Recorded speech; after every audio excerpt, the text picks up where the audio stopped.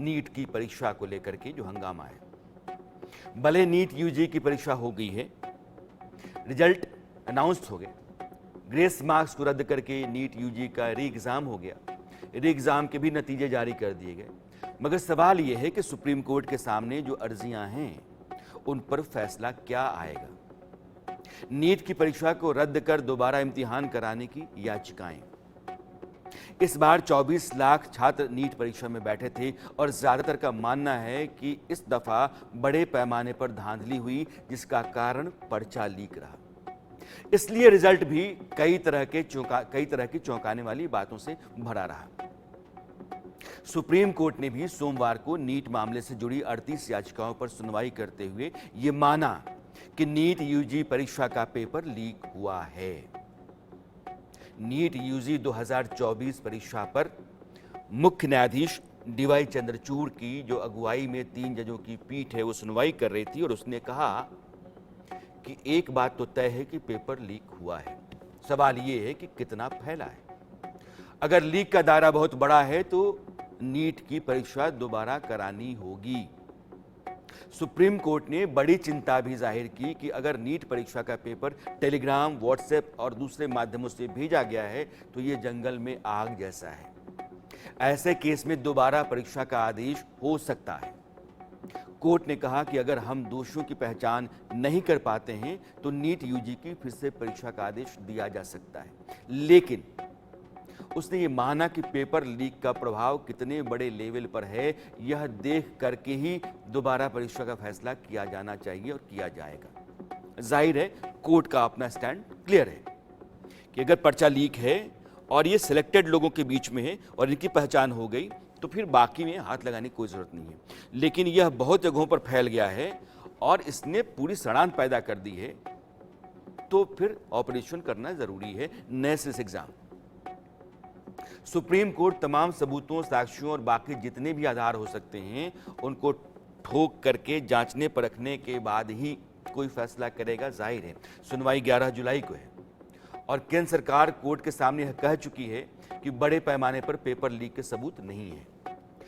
केंद्र की दलील को ही एनटीए ने सुप्रीम कोर्ट में हलफनामा के तौर पर दायर किया है। एनटीए ने कहा कि परीक्षा रद्द करना जनहित के लिए सही नहीं होगा। जनहित के लिए तो ये जन कौन है? बच्चे जिन्होंने एग्जाम दिया है, वोट करा लेते हैं। साथ ही साथ एनटीए का दावा यह भी है कि गड़बड़ी की शंका सिर्फ पटना और गोधरा जैसे सेंटर्स तक ही सीमित है। ऐसे में कम दायरे का मामला बताते हुए परीक्षा रद्द करने या नई परीक्षा कराने की जरूरत एनटीए को नहीं दिखती। लेकिन सुप्रीम कोर्ट ने इस मामले में नेशनल टेस्टिंग एजेंसी यानी कि एनटीए से कई सवाल पूछे। मसलन नीट पेपर कब हुआ, लीक कब हुआ, पेपर लीक का माध्यम क्या था, पेपर कैसे फैलाया गया, एग्जाम और लीक के बीच में कितना टाइम गैप था, किन शहरों सेंटर्स पर लीक हुआ, एनटीए ने पेपर लीक को लेकर के क्या कदम उठाए। ये सारे सवाल सुप्रीम कोर्ट के। 650 लेकर के एडमिशन नहीं हो रहा है। ऐसा नहीं कि एडमिशन नहीं हो रहा है। जो सरकारी मेडिकल कॉलेजेस हैं उनका कट ऑफ उजड़ गया, कहता कि 610 पिछले साल था, तो हमने सोचा कि इस बार 620 आ जाएगा, लेकिन 620 नहीं, 650 वाले का एडमिशन 660 वाले को नहीं मिला। दरअसल सरकारी मेडिकल कॉलेजेस का मामला है।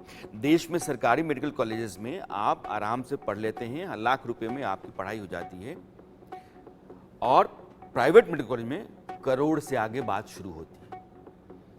तो यह जो कट ऑफ है ये सरकारी मेडिकल कॉलेजेस का है और 610 पे हो रहा था, आज 660 वाला खड़ा है, उसका भी नहीं हो रहा है।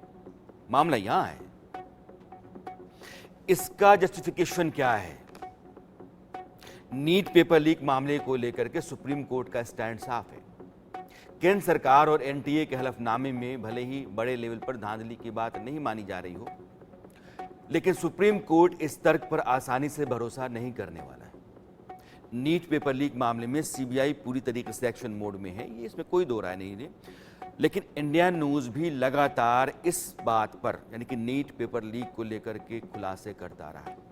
हमने इसको अभियान के तौर पर लिया, लगातार कैंपेन जारी रखा, इंडिया न्यूज़ का इन्वेस्टिगेशन चलता रहा, हमारे रिपोर्टर्स उन सारे सवालों को लेकर के जाते रहे जहां जहां से उनका जवाब मिल रहा था और वो सारे सबूत के तौर पर सामने आ रहे थे। आज वो सारे सबूत जो हमने रखे उन सब पर एजेंसियों ने मुहर लगाई कि हाँ ये सही है। हम आज आपके सामने उन सभी सबूतों को सिलसिलेवार तरीके से रखना चाहते हैं ताकि सुप्रीम कोर्ट की जब हियरिंग हो तो उसके सामने भी एक आधार रहे, आपके सामने भी एक तस्वीर रहे बड़ी सी, क्या है ये। इन्वेस्टिगेशन के दौरान हमने जो पाया एजेंसी उसको बाद में मान रही है, यानी दम तो है। सबूत नंबर 1 जो हम आपको दिखाना चाहते हैं, नीट मामले का खुलासा व्हाइट कलर की डस्टर गाड़ी से हुआ जिसके अंदर सिकंदर यादवेंदु जो पकड़ा गया, जो संजीव मुखिया का नेक्स्ट है और उसके 2 सहयोगी उस गाड़ी में सवार होकर के जा रहे थे। JH01BW0019 इस नंबर की वो दस्तर गाड़ी आज पटना के शास्त्रीनगर थाने में खड़ी है और सबसे पहले इस गाड़ी को हमने आपको दिखाया। ये पहला सबूत है कि गाड़ी जो आदमी किंगपिन माना जा रहा है वो इस गाड़ी पर सवार था और उसके साथ लोग थे और पुलिस को इस बात की जानकारी थी कि ये गाड़ी में जो लोग हैं ये यहाँ पेपर लीक करा करके कुछ सेंटर्स पर अपने बच्चों को इम्तिहान दिलवा रहे हैं। सबूत नंबर 2, इस व्हाइट कलर की डस्टर गाड़ी से कई सारे परीक्षार्थियों के डॉक्यूमेंट्स मिले, उनके आईडी कार्ड के फोटोकॉपी, खास तौर पर जो एडमिट कार्ड की फोटोकॉपी मैं आपको कह रहा हूं। इसके अलावा इस गाड़ी से कई चेक भी मिले। यहीं से नीट पेपर लीक के खुलासे होने लगे और इंडिया न्यूज़ के सबूत आज पेपर लीक मामले में मददगार साबित हो रहे हैं। सबूत नंबर 3, पटना के खेमनीचक इलाके में लर्न प्ले स्कूल है जहां परीक्षा से ठीक 1 रोज पहले यानी कि 4 मई को 20 से 25 छात्रों को रात भर क्वेश्चन पेपर रटवाया गया। सबूत नंबर 3 के तौर पर सबसे बड़ा साक्ष्य मिला लर्न प्ले स्कूल से पुलिस को जले हुए बुकलेट के अंश, जो पेपर लीक का अपने आप में सबूत हैं और इंडिया न्यूज़ ने सबूत को पूरी दुनिया के सामने लाने का काम किया। सबूत नंबर 4, पटना के एजी कॉलोनी में एक अपार्टमेंट है, उस अपार्टमेंट के फ्लैट नंबर 202 में एक आदमी रहता है, उसका नाम है अमित आनंद, जो गिरफ्तार है और वो इसी पूरे नेक्सस का हिस्सा है। और यहां से भी पुलिस को जले हुए बुकलेट मिले, उन क्वेश्चन पेपर्स के हिस्से जो क्वेश्चन पेपर्स एग्जाम में आए। सबूत नंबर 5, पटना के डीएवी स्कूल से आयुष राज की सबसे पहली गिरफ्तारी हुई और वहीं से इस पूरे मामले का खुलासा हुआ। अपने बयान में आयुष ने माना कि परीक्षा में सेटिंग हुई, 1 रोज पहले मुझे बुलाया गया, मुझे पेपर दिया गया कि रट लो इसके आंसर शीट दी गई और वो वही क्वेश्चन पेपर थे जो इम्तिहान में मुझे मिले। सबूत नंबर 6, पटना का NHI गेस्ट हाउस, वहां रजिस्टर में अनुराग यादव नाम का जो लड़का ठहरा जिसकी एंट्री हुई, हालांकि वो सिकंदर यादवेंदु के जरिए गया सरकारी गेस्ट हाउस में गलत तरीके से। इसके साथ 3 दूसरे परीक्षार्थी जो थे वो भी उससे रुके हुए थे। अनुराग की मां भी गेस्ट हाउस में मौजूद थी। उनकी गिरफ्तारी और गेस्ट हाउस से बरामद डॉक्यूमेंट सबूत के तौर पर छठी सबसे बड़ी गवाही है कि पर्चा लीक हुआ और इस अनुराग ने भी माना कि हाँ मुझे जो पर्चा दिया गया वही पर्चा इम्तिहान में आया। सबूत नंबर 7, इंडिया न्यूज़ ही है वो पहला चैनल जिसने इस पूरे मामले का झारखंड कनेक्शन बेनकाब किया और हजारीबाग का जिक्र हमने बार बार किया। ईओयू जांच करते हुए हजारीबाग के ओएसिस स्कूल पहुंची। स्कूल से सीबीआई को भी काफी अहम जानकारियां मिली हैं और उस स्कूल के प्रिंसिपल और वाइस प्रिंसिपल दोनों को गिरफ्तार किया जा चुका है। उनकी गिरफ्तारी पेपर लीक मामले में भी एक बड़ा सबूत है।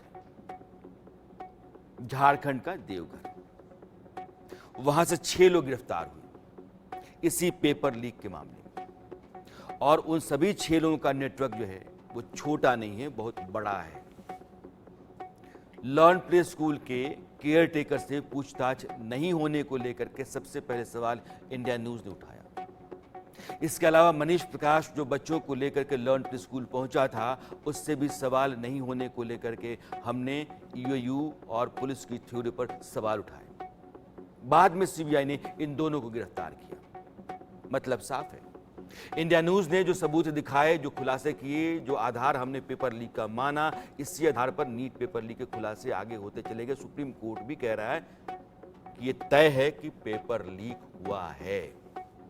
अब सवाल ये है कि वो किस स्केल पर है।